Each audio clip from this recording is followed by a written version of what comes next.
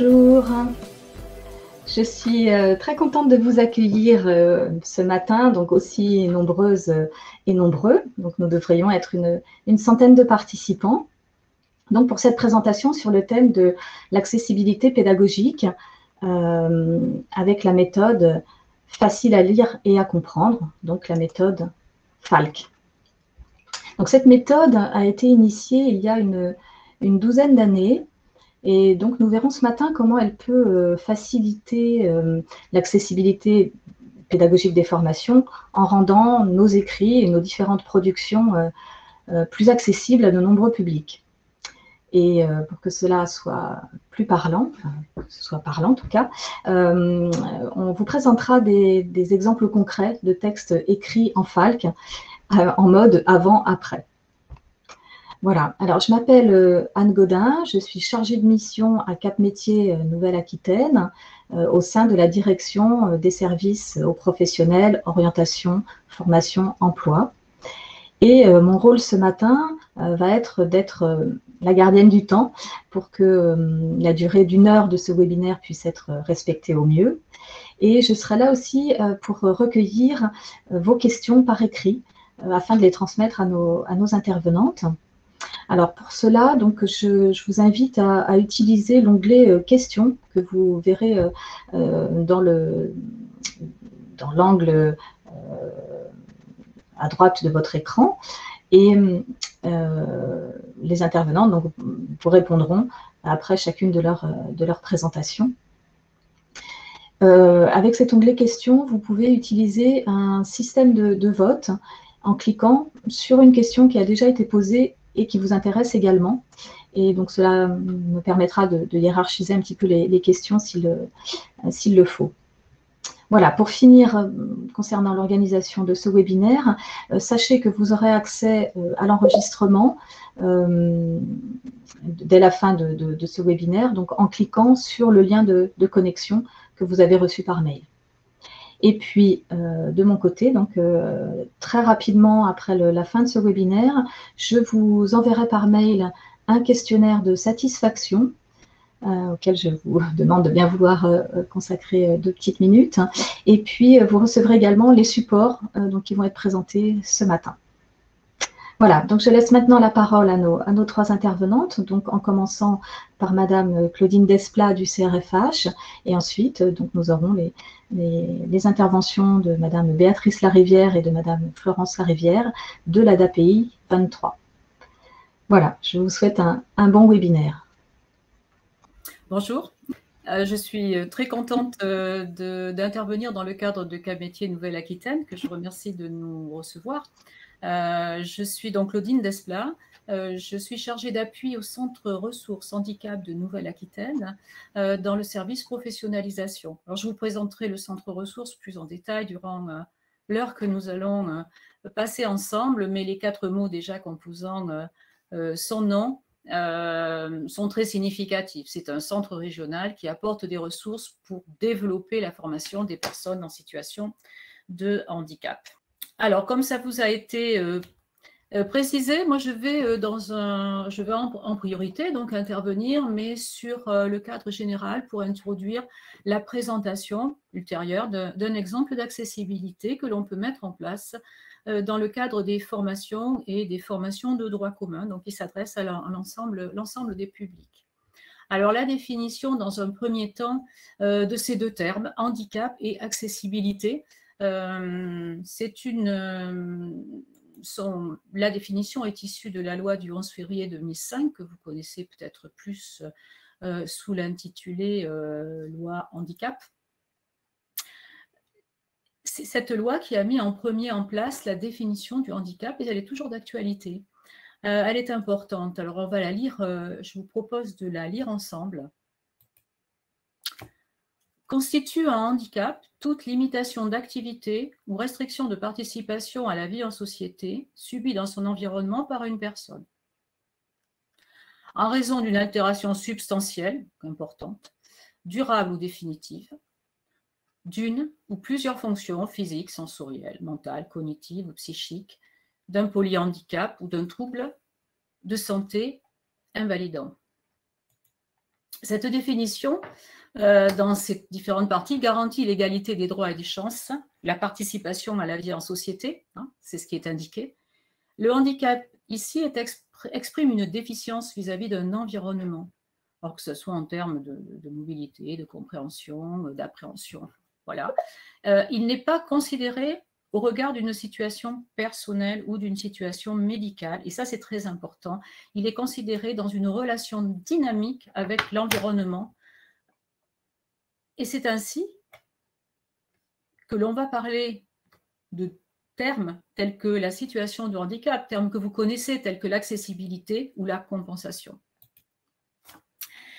Cette notion de situation de handicap, en fait, une personne se retrouve en situation de handicap quand elle rencontre dans son environnement des obstacles pour réaliser ses activités. On le voit sur la photo qui est là. Cette personne en fauteuil roulant est bloquée par, effectivement, cet escalier, ne peut pas continuer son activité. Donc, elle est contrainte, elle n'est plus autonome. La deuxième personne au-dessous peut aller où elle veut. Bon, voilà, c'est assez grossier comme schéma, mais c'est un peu ça. Donc, elle est effectivement beaucoup plus autonome. Et on voit que dans les deux cas, ce n'est pas sur la santé qu'il y a eu un changement, mais c'est bien l'environnement qui a changé. Donc, c'est un impact très fort sur l'autonomie de la personne et sur sa possibilité de participer à la vie en société. Cette situation de handicap, hein, différente du handicap, la société va pouvoir apporter des réponses. Alors, deux types de réponses, c'est très schématique, mais une réponse très collective, c'est l'accessibilité. Vous connaissez tous l'accessibilité des locaux, enfin bon, on en a beaucoup parlé. C'est l'accessibilité de toutes les personnes, qu'elles aient un handicap, qu'elles soient âgées, que ce soit des personnes qui soient enceintes, enfin, voilà. Permettre l'accès de tous à tout. On le voit avec les bus qui s'inclinent dans les villes, avec des plans inclinés, avec beaucoup d'autres choses aussi, bien sûr. Beaucoup d'exemples existent, l'accessibilité quand même se développe, même si on n'est pas encore complètement satisfait. Donc, c'est cette réponse collective, c'est la société qui va adapter cet environnement et qui va anticiper, c'est vous donc la société. Une réponse individuelle, ça va être la compensation. C'est vrai qu'au-delà de l'accessibilité, de réponses que l'on peut apporter de façon très générale, eh bien, il faut aussi pouvoir faire face à des conséquences particulières du handicap, des situations de handicap qui vont nécessiter une prise en compte individuelle et une analyse très spécifique des besoins de la personne par rapport à cet handicap. Alors, si on revient sur la formation,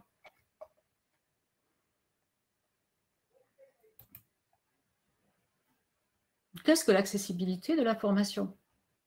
Alors, concernant les formations, l'accessibilité, c'est permettre à une personne qui est en situation de handicap d'intégrer une formation professionnelle. Bon, dans des conditions, certes, qui vont être adaptées, mais c'est identifier, c'est limiter les situations de handicap en formation. Et un décret qui date de 2006, donc qui est relativement ancien, vient répondre à cette question. Peut-être que certains d'entre vous le connaissent. Il précise des obligations qui sont faites aux organismes de formation. Obligation de mettre en œuvre. Je vais vous le visionner. Voilà. Une obligation de mettre en œuvre un accueil à temps partiel ou discontinu, une durée adaptée de formation, des méthodes pédagogiques, des supports adaptés. On verra une méthode tout à l'heure. Des modalités adaptées de validation de la formation professionnelle pour les personnes handicapées. Elles peuvent être ces adaptations individuelles ou collectives. Ce n'est qu'un extrait de ce décret. Moi, je vous invite bien sûr à aller le consulter et il fera partie des informations que l'on vous transmettra en suivant. Mais il est très important, il est toujours d'actualité et va permettre effectivement d'avoir un cadre. Et ce cadre, effectivement, c'est rendre accessibles les formations. Alors, comment développer cette accessibilité? Parce qu'effectivement, ce sont des obligations, mais comment faire? Alors, comment faire? Schématiquement, trois grandes possibilités.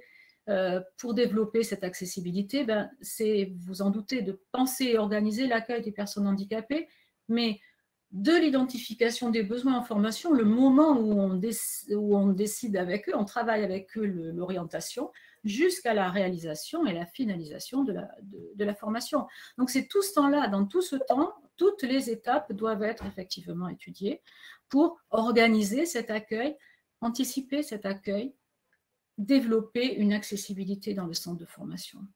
Mais c'est autre chose aussi, c'est aussi développer la capacité de ces équipes à organiser la compensation du handicap. Donc, c'est être sensibilisé, c'est savoir répondre aux situations, donc c'est être formé, effectivement, pour pouvoir travailler auprès de personnes qui vont avoir besoin d'aménagement. Et puis, in fine, ben, c'est aussi s'appuyer sur les ressources régionales, parce qu'on a cette chance en Nouvelle-Aquitaine d'avoir depuis pas mal de temps d'ailleurs, mais actuellement d'avoir un programme qui a été mis en place par la région, qui est fortement impliqué dans l'accueil des personnes handicapées et dans le développement de l'accessibilité des formations. Donc ce programme, peut-être là aussi que vous le connaissez, on en a beaucoup parlé, c'est un programme qui existe depuis 2018, mais il y en avait eu antérieurement, jusqu'à 2022, il sera certainement prolongé, un programme régional d'accès à la formation et à la qualification des personnes handicapées. Ce programme a 3 grandes priorités. La première, renforcer l'accès à la formation, limiter les discriminations, garantir une égalité. Sécuriser les parcours de formation et d'orientation à l'emploi. Donc ça, c'est surtout limiter, je dirais, tout ce qui peut être rupture, échec, impulser en fait une étude des situations de handicap pour éviter ces problématiques-là, qui sont souvent à l'origine des arrêts. Développer un appui, une animation au plus près des acteurs du territoire. Développer l'accessibilité en apportant effectivement pas mal d'outils, de supports. Et donc concrètement, je vais vous citer quelques 2-3 exemples que ce programme apporte comme ressources effectivement actuellement en Nouvelle-Aquitaine. Alors, chaque région a un programme différent. Donc, s'il y a des personnes parmi vous qui sont d'autres régions, voilà, je crois qu'il vous faut aller voir le programme qui est mis en place chez vous.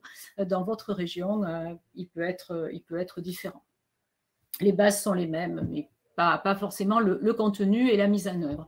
Alors, pour accompagner donc, ce programme d'accès à la formation et à la qualification au niveau, mais très opérationnel, au niveau des territoires, a été mis en place un centre ressources handicap formation. Donc voilà, je représente ce centre ressources. Notre objectif est de soutenir l'accès à la qualification en milieu ordinaire. Donc dans vos centres de formation, on n'est plus dans le spécifique, on est vraiment dans le milieu ordinaire. Et pour qu'il y ait une meilleure prise en compte du handicap. Alors ça s'adresse, ce centre, à toutes les structures qui vont avoir besoin d'un appui pour développer leur capacité d'accueillir des personnes handicapées en formation. Donc c'est des chargés de mission, une dizaine de chargés de mission. On est présent sur l'ensemble de la Nouvelle-Aquitaine avec des animations territoriales, des animations, la création de différents outils. Là aussi, je vous invite à aller sur notre site. Et on va porter effectivement et développer tout ce qui remonte du terrain et que l'on va pouvoir présenter, disons, aux institutionnels de façon à ce qu'ils puissent répondre et que des solutions très concrètes puissent se mettre en place. Alors, dans les ressources, une des ressources, parce qu'il y en a quand même plusieurs, mais toujours sur l'accessibilité pédagogique, parce que c'est ce qui nous importe aujourd'hui, c'est la possibilité pour les centres de formation, pour développer cette accessibilité, d'être guidés, d'être soutenus, d'avoir des clés pour développer l'accessibilité sur tous les champs de leur organisme, que ce soit l'organisation, la pédagogie, l'accueil, les stages en entreprise, etc. c'est aussi un moyen d'être visible pour eux, parce que c'est important pour les prescripteurs de formation de savoir qu'un centre est accessible ou ne l'est pas et sur quoi il est accessible. Ça va faciliter aussi les orientations pour le public, ça va être beaucoup plus agréable de savoir comment ils vont être accueillis. Donc, ce qui est développé chez nous en Nouvelle-Aquitaine, c'est une charte d'engagement avec la mise en place d'un référent handicap, mais c'est aussi un outil d'auto-positionnement pour évaluer le niveau d'accessibilité. Ce sont les têtes de réseau des centres de formation qui ont créé cet outil. C'est un outil qui va vous permettre, avec toute une méthodologie, voilà, avec l'appui du centre ressources, de définir et d'étudier, d'évaluer tous vos points d'accessibilité et les faire progresser en mettant en place des plans de formation.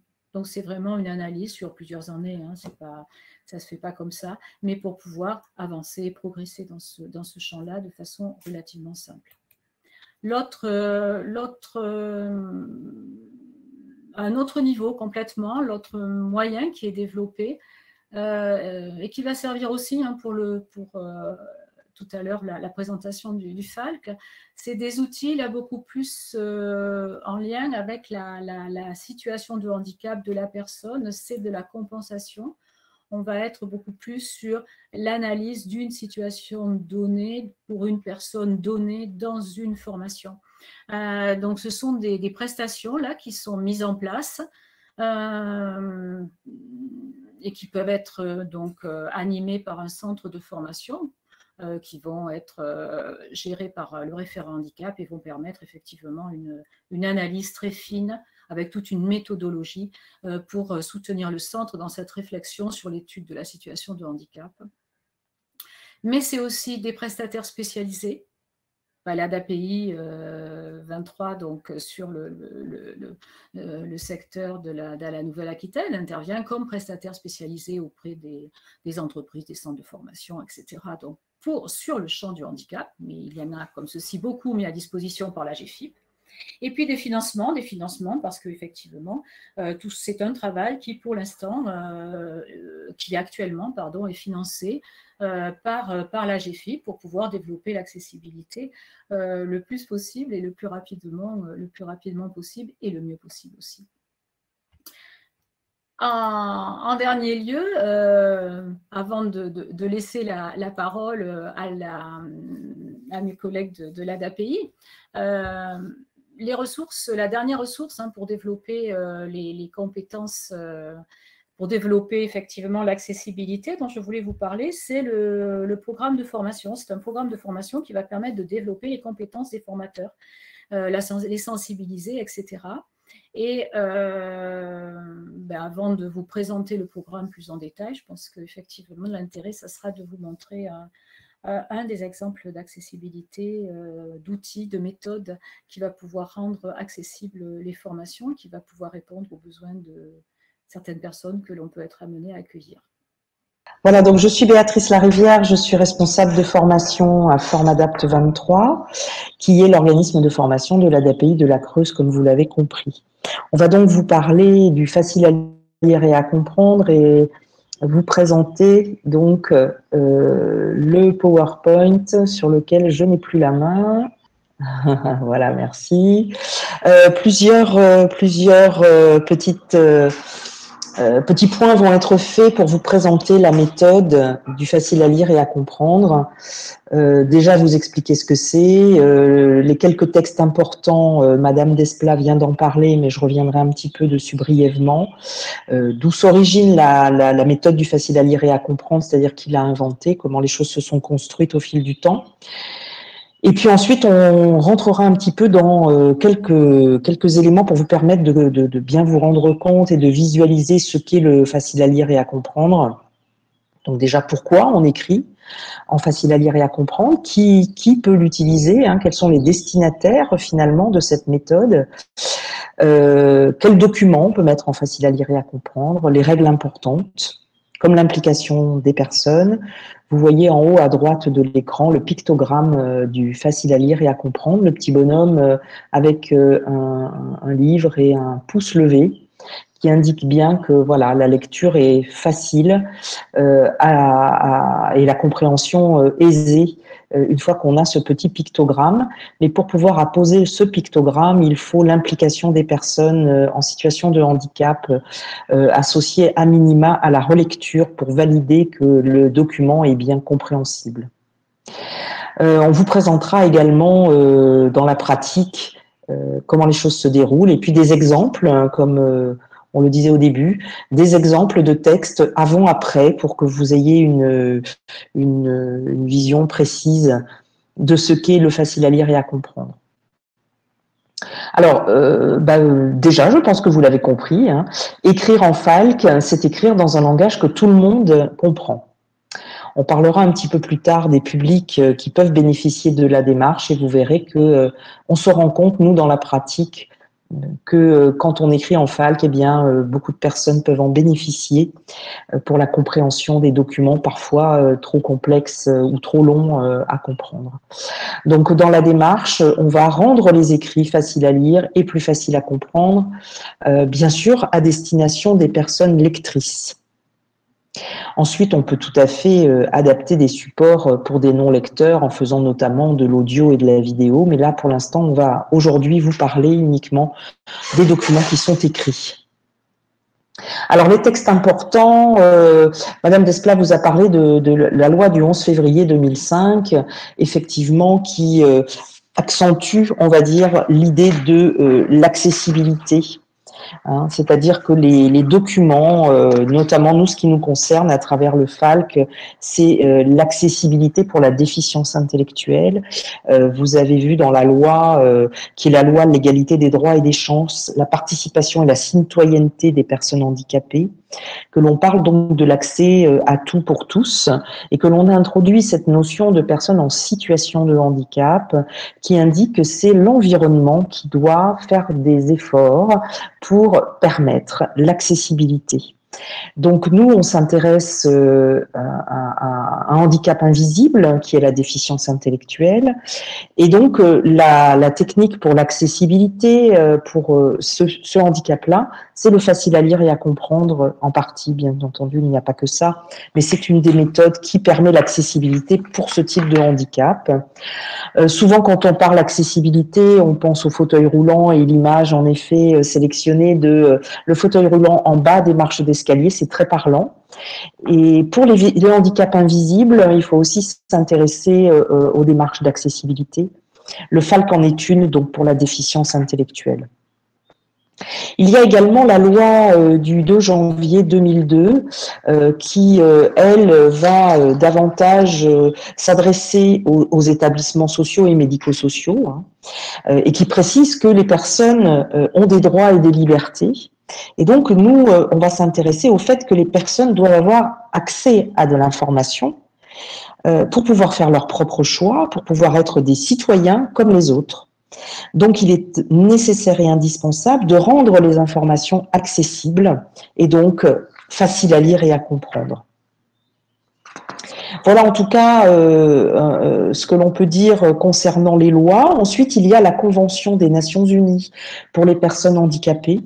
C'est une convention qui date du 13 décembre 2006 et qui est un accord signé entre plusieurs pays du monde et qui explique ce que les pays doivent faire pour que les personnes handicapées aient les mêmes droits que tout le monde.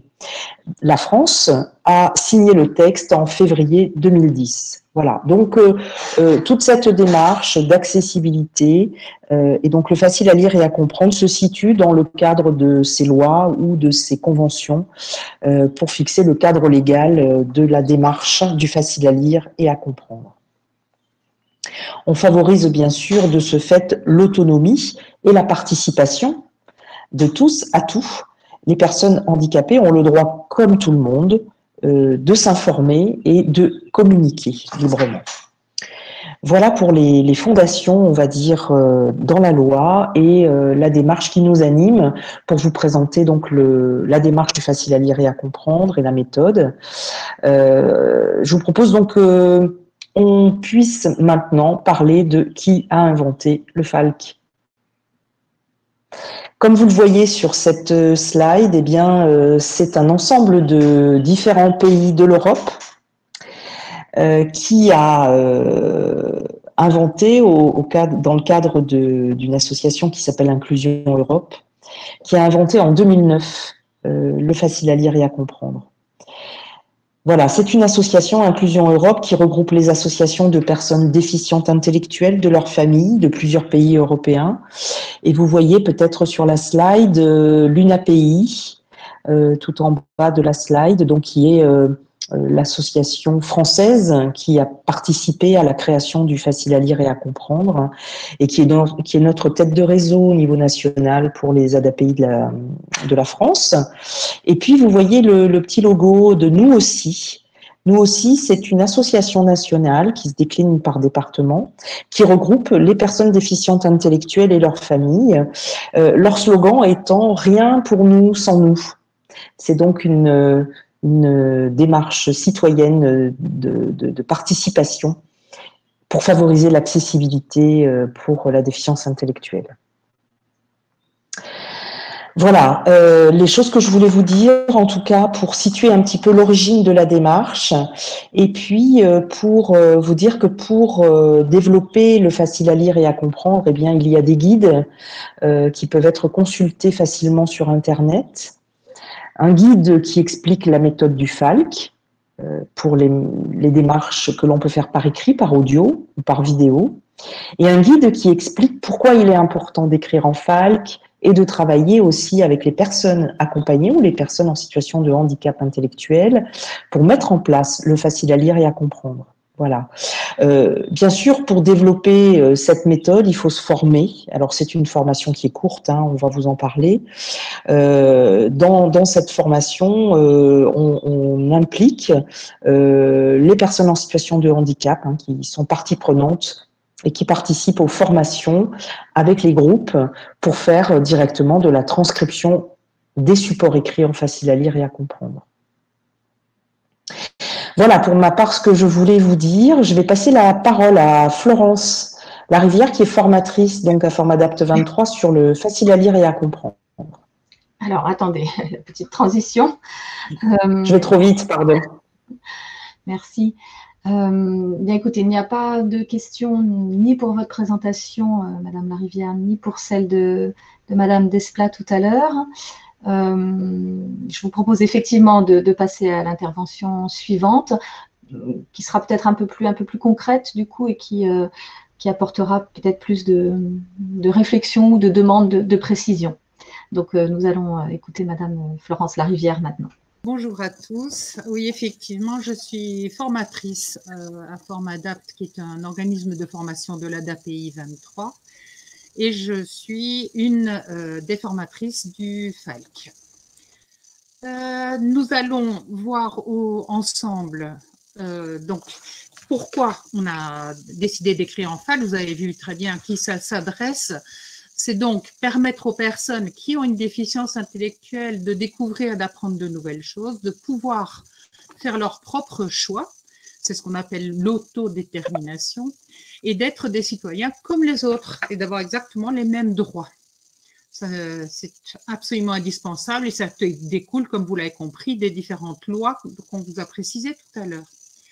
Les personnes qui sont en situation de handicap ont, comme tout le monde, besoin éventuellement d'aide pour comprendre les messages écrits, garder leurs propres connaissances, c'est-à-dire que ça permet d'entretenir les connaissances déjà acquises et ça permet également de lutter contre l'illettrisme. Alors, bien sûr, la méthode a été conçue au départ pour des personnes qui ont des déficiences, mais on s'est rendu compte qu'il y avait des tas d'autres bénéficiaires qui pouvaient également être utilisateurs du FALC. Nous pensons éventuellement aux touristes, aux personnes qui changent de pays. Dans un premier temps, ça peut être très confortable parce que le FALC utilise un vocabulaire plus simple. Quand il y a des mots difficiles, ils sont systématiquement expliqués. Donc, ça peut permettre effectivement à ces personnes-là aussi de l'utiliser. Les personnes qui ont des difficultés pour lire et pour écrire, évidemment. Les personnes qui ont un handicap cognitif, que ce soit la dyslexie, qui est une difficulté évidemment pour lire, parfois pour écrire et orthographier. Les personnes qui ont des difficultés de repère dans le temps et dans l'espace, qui seront aussi aidées par cette façon de travailler. Les personnes qui ont des problèmes de vue ou d'audition peuvent être aussi aidées. Mais on a remarqué que les enfants et les personnes âgées, même si elles n'ont pas de déficience intellectuelle, étaient très attirées par les documents écrits en FALC. Très bien. Alors, je vous arrête quelques instants puisqu'on a quelques questions par rapport au public auquel s'adresse le FALC. Donc, on a une personne qui nous dit que le FALC n'est pas destiné uniquement aux personnes déficientes intellectuelles, mais aussi aux malvoyants notamment. Donc, il serait intéressant de le mentionner. Et puis, une autre personne qui demande, est-ce que le FALC est adapté au public allophone? C'est un outil intermédiaire qui peut être utilisé. Oui, bien sûr, puisqu'on simplifie le vocabulaire et que dès qu'il y a des mots compliqués, ils sont expliqués. Mais l'idéal, ce serait à ce moment-là de travailler avec un groupe de personnes allophones qui travailleraient pour des personnes allophones.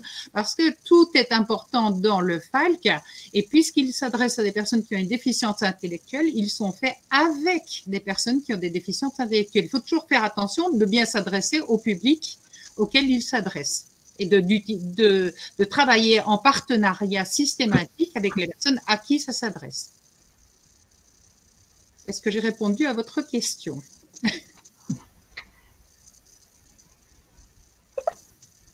Bon. Je continue alors, je suppose. Anne, je continue? Oui, et il y a d'autres questions, mais qu'on prendra plus tard. D'accord. Donc, quels sont les documents qu'on peut faire en FALC? En fait, on peut faire tout type de documents, mais nous avons plus pensé dans l'idée d'organisme de formation. Dans un organisme de formation, on pense que, évidemment, le règlement de fonctionnement, le livret du stagiaire, le programme de formation, les courriers qu'on adresse aux futures personnes en formation, les convocations, les documents administratifs comme la rémunération du stagiaire, la convention de stage et évidemment tous les supports pédagogiques sont des documents qui pourraient être écrits en FALC. Donc, il n'y a pas vraiment de limite dans le choix des documents qui pourraient être écrits en FALC. La seule chose, c'est que ça soit des documents qui puissent avoir un intérêt pour les personnes qui ont une déficience. Alors, comme j'ai déjà un petit peu précisé, l'important dans le FALC, c'est l'implication. L'implication, c'est simplement la participation et de préférence dès le départ des personnes qui ont la difficulté ou des difficultés de compréhension, de manière à ce qu'on puisse faire des documents qui leur conviennent parfaitement. Il va y avoir dans l'équipe de création de documents ou de réécriture, ce qu'on appelle d'ailleurs une transcription.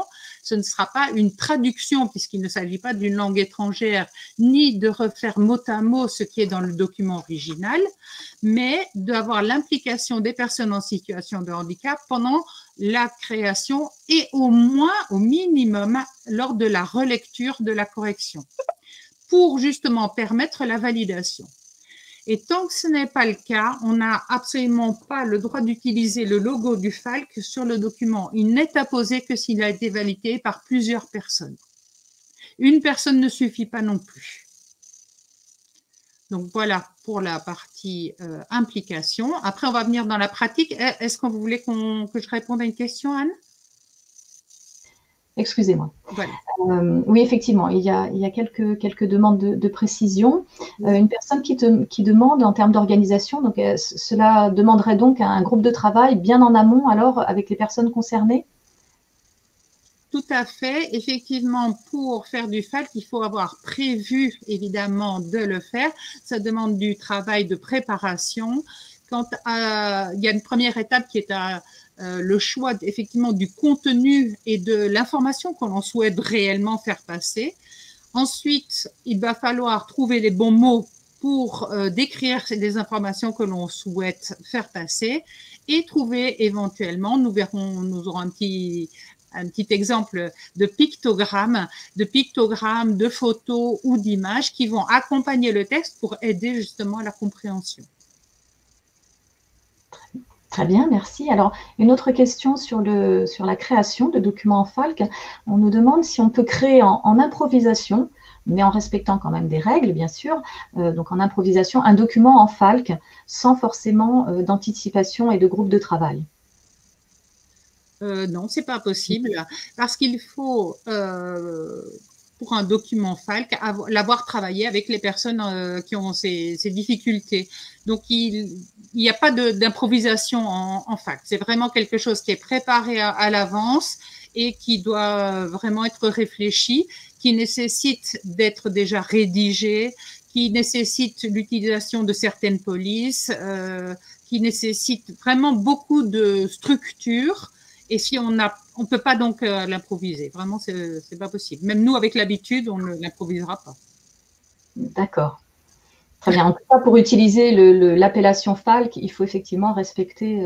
Ah oui, oui, c'est quand même assez rigoureux. Il y a toute une série de règles de l'ordre d'une 50aine. Hein. Donc, c'est pas quelque chose qui est fait à la légère et qui a vraiment été établi avec l'aide des personnes qui avaient besoin justement de cette aide. Très bien. Bon, ben là, je crois qu'on a fait le tour. Alors, on nous demande, pouvons-nous avoir les règles de base utilisées? Alors, effectivement, je pense que vous allez peut-être en parler aussi au travers des exemples. Oui, à travers les exemples, je ferai ressortir évidemment certaines règles, mais je peux évidemment pas ce matin vous les citer toutes. Ouais. Parce que la formation qu'on fait à propos du Falc et de ses règles, c'est une formation de 2 jours. Donc, vous pensez bien qu'en quelques minutes, je ne peux pas faire la même chose qu'en 2 jours. Bon.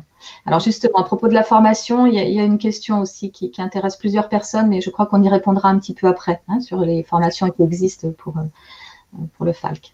Alors, je vous remets le diaporama. Très bien. Donc, dans la pratique, vous avez bien compris que c'était quelque chose qu'on ne peut pas improviser, qu'on va préparer avec les personnes à qui le document s'adresse. Alors, évidemment, ce n'est pas les personnes qui vont être en formation, mais ça peut être d'autres personnes qui les représentent.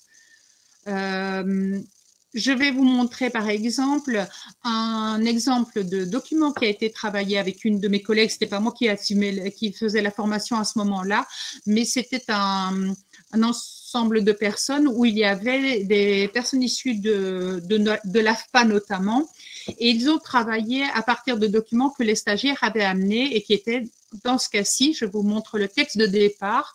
Alors, je l'ai simplement remis sur papier, il est pratiquement illisible ici.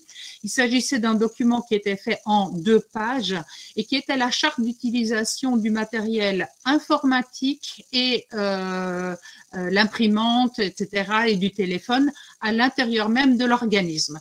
Vous comprenez bien qu'une personne qui a des difficultés de compréhension et de lecture va se trouver complètement désarmée devant un document comme celui-ci. Et donc, l'idée, c'était, pendant les travaux de recherche, je dirais, et de réécriture, de retranscription de ce document, et je vais vous montrer le document final qui a été obtenu et qui est celui-ci. Alors, évidemment, j'espère que vous voyez suffisamment sur votre écran. Vous avez donc un document où le titre est effectivement beaucoup plus gros. Chaque partie de texte a un accompagnement. Donc, on voit dans la première partie qu'on va parler des règles concernant l'imprimante, les ordinateurs, notamment dans le centre, avec une explication de ce que l'on a le droit de faire avec le « vous pouvez ». Il est important, quand on fait un document Falc, de toujours s'adresser à la personne à qui il est dédié. Donc, vous voyez également que nous avons accès à un document Internet. Lui, il a été écrit comme nous le faisons d'habitude, c'est-à-dire qu'il va être en bleu et si on clique dessus, il va permettre éventuellement d'accéder.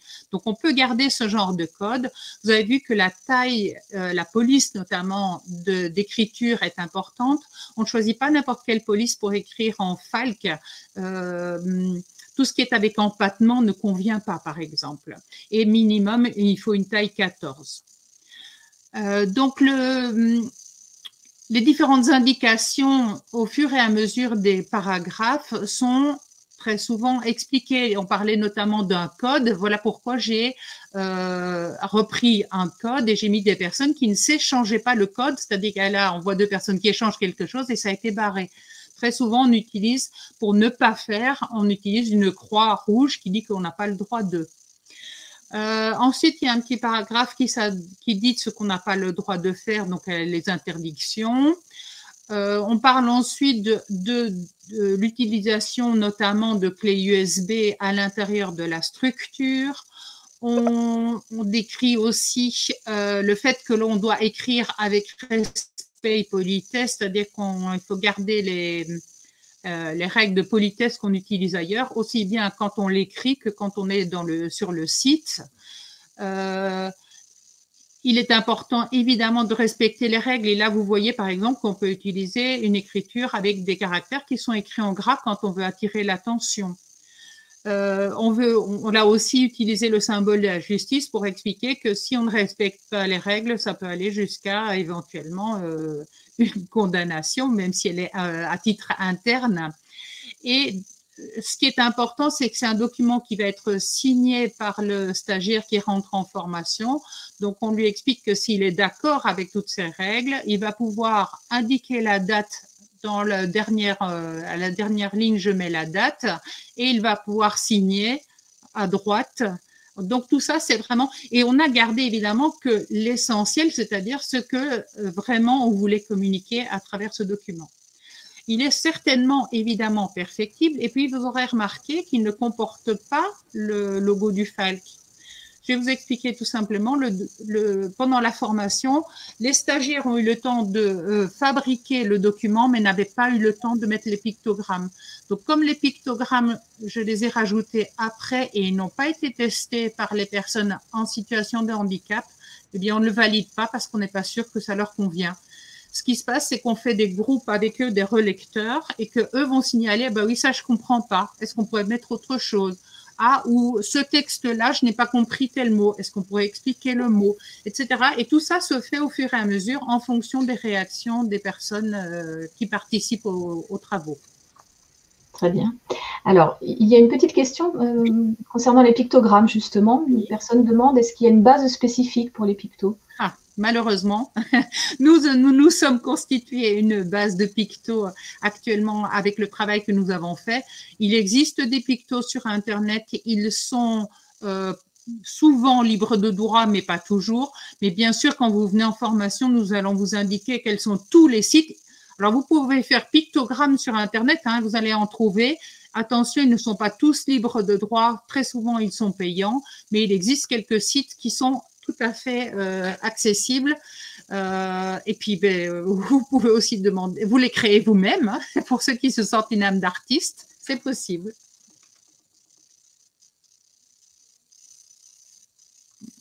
Est-ce qu'il y a d'autres questions, Anne, pour le moment? Ben, pas pour l'instant. Ok, très bien.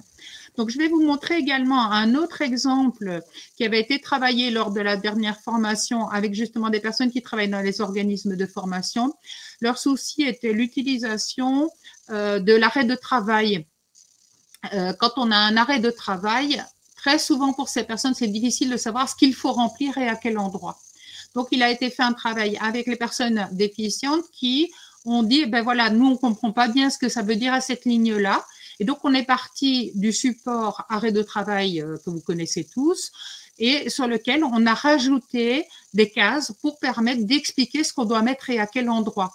Notamment, vous voyez au début qu'on a fait le lien entre la carte vitale et l'endroit où se trouve le numéro pour savoir quel est le numéro qu'on appelle le numéro de sécurité sociale. On a remis dans les cases qui ont été prévues le rappel que c'est mon nom, là c'est mon prénom, c'est mon numéro de téléphone, etc. C'est tout ça dans l'idée de pouvoir toujours aider la personne à remplir le document. Et il n'y a pas de document Falck actuellement d'un avis d'arrêt de travail. Donc, on a indiqué ligne par ligne, par exemple, je travaille en entreprise et là, je coche. Si je suis demandeur d'emploi, je montre l'endroit où je vais devoir cocher.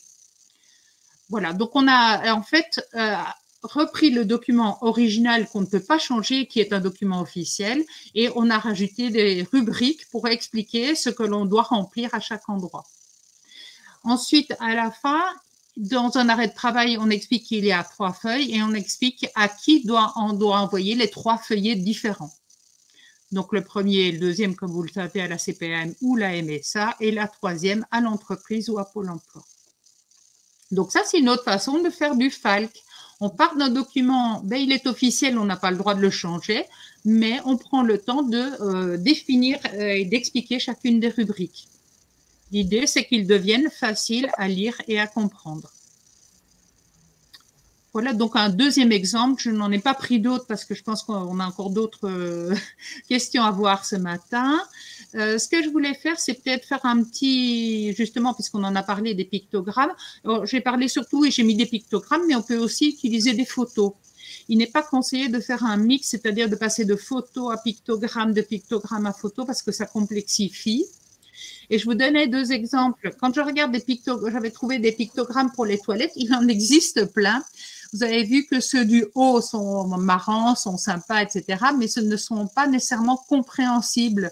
Ce que les personnes déficientes vont plutôt choisir, ce sont les trois qui sont en bas et qu'on retrouve effectivement utilisés dans la vie courante. Donc, on a mis effectivement ici à côté le petit signe du pouce vers le bas et qui est rouge, parce que le rouge est vraiment significatif des choses qu'on ne fait pas. Par exemple, quand on barre une image et qu'on fait la croix, on la fait souvent en rouge. On utilisera le vert pour tout ce qui est bon et qui fonctionne bien. Ici, on a le pouce qui est levé vers le haut. Et je vous donne un deuxième exemple. Quand on utilise des images, il faut vraiment faire attention au sujet de son image. Les photos d'en haut sont trop complexes. Le premier est bien sûr une maison, mais c'est une maison tellement rare que ça ne rappellera pas une maison, donc c'est pas la peine de l'utiliser. Et dans le deuxième, effectivement, il contient des éoliennes, mais elles sont tellement peu visibles par rapport aux panneaux solaires et aux tournesols qui sont en avant-plan, qu'il vaut mieux utiliser une photo où il y a effectivement une éolienne, et là on sait de quoi on parle. Voilà, c'est juste pour vous donner des exemples. Il faut vraiment penser à l'intérêt que l'image peut avoir quand on en insère. Très bien, merci beaucoup pour ces cas concrets. Alors, on a deux questions en rapport avec ce que vous venez de présenter. Donc, on nous demande si, à combien de personnes, avant d'être validé conforme, à combien de personnes potentiellement utilisatrices du document il doit être soumis. Est-ce qu'il y a une règle par rapport à ça? L'idéal, c'est d'en avoir beaucoup, mais dans la réalité, c'est toujours assez difficile de constituer des équipes. Et en général, on a au moins 3 ou 4 relecteurs. Ça me paraît être un strict minimum. Alors, il n'y a pas de règle écrite concernant ça. L'important, c'est de les avoir idéalement au moment où on l'écrit et où on le fabrique, le document. Et on sait que dans la réalité, c'est souvent difficile, mais à la relecture, au moins 3 ou 4 personnes, ça me paraît vraiment être indispensable, et parfois accompagnées de leurs accompagnants s'ils en ont besoin, parce que ça aussi, ça fait partie des aides qu'ils ont au quotidien. Ils peuvent avoir une personne à leur côté.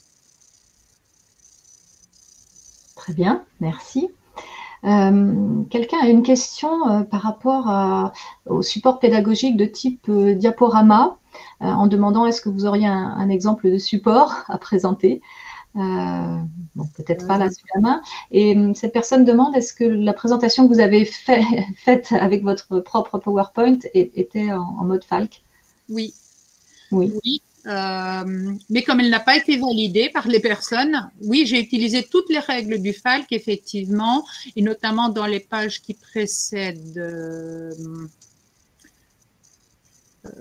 Là, il est FALC, évidemment, puisqu'il a été fait pour. Donc, vous voyez que ce sont toujours des phrases courtes et qui sont coupées de la même façon que quand on s'interromprait dans la phrase pour reprendre son souffle. La règle la plus importante et obligatoire, pour faire un document FALC, c'est l'implication de personnes en situation de handicap. Vous comprenez que ça correspond à la façon dont on la lit aussi. Il faut que les phrases soient relativement courtes et compréhensibles. La dernière ne l'est pas, je le vois ici. Si ce n'est pas le cas, vous ne pouvez pas mettre, alors on ne peut pas couper le logo du FALC sur le document. Donc là, effectivement. Donc ça n'a pas été relu dans l'idée. Bon, ça utilise à peu près les règles du FALC, mais ça n'a pas été relu et vérifié. C'était un document qu'on a fait pour vous et qui ne s'adressait pas aux personnes en situation de handicap. Alors, si je peux me permettre d'intervenir pour compléter ce que vient d'expliquer Florence, sur les PowerPoint, nous faisons des formations à destination des publics déficients intellectuels et tous nos supports sont en facile à lire et à comprendre. Pour certains qui seraient intéressés, on peut tout à fait en échanger, même si on n'a pas pensé à vous montrer, à vous projeter ce matin des supports pédagogiques en FALC, mais pour ceux qui sont intéressés, vous pouvez tout à fait nous contacter et on vous montrera comment on fait des PowerPoint et toute une animation de formation en facile à lire et à comprendre. Mais en ce qui me concerne, je fais d'autres formations évidemment à format adapt que les formations FALC. Donc, je fais énormément de formations dont tout le public n'est formé que de personnes en situation de handicap. Et c'est tout type de handicap. C'est-à-dire que nous avons parfois dans le groupe des personnes qui ne savent même pas écrire, il y en a qui ne savent pas lire. Ça n'empêche pas qu'on puisse faire les formations. Il y a parfois des personnes qui prennent éventuellement des notes pour eux, qu'ils aient des notes au moment où ils ont leur accompagnant en cas de lecture. Mais tous nos supports, chez nous, sont systématiquement faits en FALC, bien sûr. Très bien, merci pour ces précisions. Alors, il n'y a plus de questions en tant que telles, il y a un témoignage en fait, quelqu'un qui dit « En effet, avec le public quel qu'il soit, j'évite de mettre des images pouvant induire des interprétations. » Très bien. Alors, ce que je vous propose, c'est de terminer, alors sur une question d'ailleurs qui a été posée et qui intéresse plusieurs personnes par rapport aux formations qui pourront être proposées en FALC. La question qui était posée, c'était est-ce que Cap Métier organisera des formations? Non, mais je vais laisser Madame Desplat répondre sur cette question-là, puisque des formations existent par ailleurs. Effectivement, vous avez vu un exemple pour rendre accessible des formations de l'accueil à la validation. On peut travailler sur le règlement intérieur, sur des outils pédagogiques, sur des sujets d'examen. Et c'était très important pour nous au niveau du Centre Ressources Formation Handicap de vous faire connaître cette méthode que vous pourriez développer dans vos structures. Je crois qu'elle n'est pas très connue. J'espère que ça vous a donné envie, et vu les questions, je crois que Florence a pu vraiment vous montrer ce que c'était et l'intérêt. Ce n'est peut-être pas très facile à réaliser, mais je crois que ça peut être utile pour beaucoup de publics. C'est surtout ça aussi, rendre accessibles les formations, ce dont j'ai parlé au départ. Alors nous, pour compléter, effectivement, nous mettons en place des formations. Alors en fait, Aquitaine Cap Métier, nous sommes un programme complémentaire pour la région Nouvelle-Aquitaine. Il y a les programmes mis en place par Cap Métier Nouvelle-Aquitaine et nous intervenons en complémentarité sur le champ du handicap et pour toutes les formations qui vont traiter spécifiquement du handicap. Donc, dans ce cas-là, nous avons effectivement 2 formations. Il y en a déjà une qui s'est déroulée en mai. Florence vous en a parlé, vous a cité des exemples de réalisation des différents formateurs. C'était majoritairement des formateurs ou des responsables pédagogiques qui sont venus sur cette formation de centres comme les vôtres, les centres de droit commun. Nous avons une autre formation qui va se mettre en place sur 2 jours. 2 jours, c'est une durée suffisante pour pouvoir réaliser ce que vous avez vu et bien connaître effectivement cette méthode-là. Après, il reste plein de travail et ça, elles sauront vous le dire. Mais 2 jours donc pour vraiment être initié et avoir cette première formation en septembre, le 23 et le 24 septembre à Poitiers. Et une formation pour les gens qui seraient plus du sud, donc le 23 septembre aussi et le 14 octobre sur Agen. Donc sur 2 sites, parce que ce sont des formations en présentiel, puisqu'elles sont en présence, il y a les intervenants, il y a aussi des personnes avec des handicaps intellectuels qui sont là présentes pour pouvoir travailler avec vous, organiser effectivement ces modifications, cette adaptation de documents. Pour vous inscrire, vous allez sur le site du CRFH. Alors, on va vous le donner. Je pense que Anne Gaudin va vous transmettre ce genre d'informations. Donc, sur le site, il y a les inscriptions. Les inscriptions sont ouvertes actuellement. Et puis après, vous serez en relation avec moi. Sur le site de Poitiers, c'est donc l'ADAPI qui va intervenir. Donc, ce ne sera pas Madame Larivière mais effectivement une des intervenantes. Et sur le site de Agen, ce sera Trisomie 21 qui interviendra pour présenter le FALC. N'hésitez pas aussi, je pense qu'on mettra si c'est possible, Anne, on mettra notre numéro de téléphone pour pouvoir effectivement nous joindre. Mais voilà, n'hésitez pas à aller sur notre site. Merci. Oui, en effet, dans les documents qui vont vous être envoyés, donc il y aura bien sûr, comme je vous l'ai dit, les supports. Donc vous trouverez les modèles qu'on vous a présentés et puis vous aurez les liens vers le lien vers le site du CRFH. Je vous mettrai donc dans le mail également les coordonnées donc des intervenantes d'aujourd'hui que vous pourrez contacter directement si vous avez besoin. Je regarde s'il y a d'autres questions. Apparemment pas. Donc, nous allons aller vers la conclusion de cette présentation. J'espère qu'elle vous aura donné envie d'en savoir un petit peu plus par rapport à ce qu'est cette méthode facile à lire et à comprendre. Donc, vous avez compris que vous avez des moyens de vous former si vous le souhaitez. Moi, je tiens à remercier vraiment nos trois intervenantes de leurs éclairages, de leurs apports. Et du temps qu'elles ont consacré à cette présentation. Je remercie les participants d'être venus, d'être restés malgré les petits soucis techniques qu'il y a eu. J'espère que ça n'a pas été trop désagréable. Et puis, vous allez avoir accès au replay pour le visionner à nouveau ou le faire partager si vous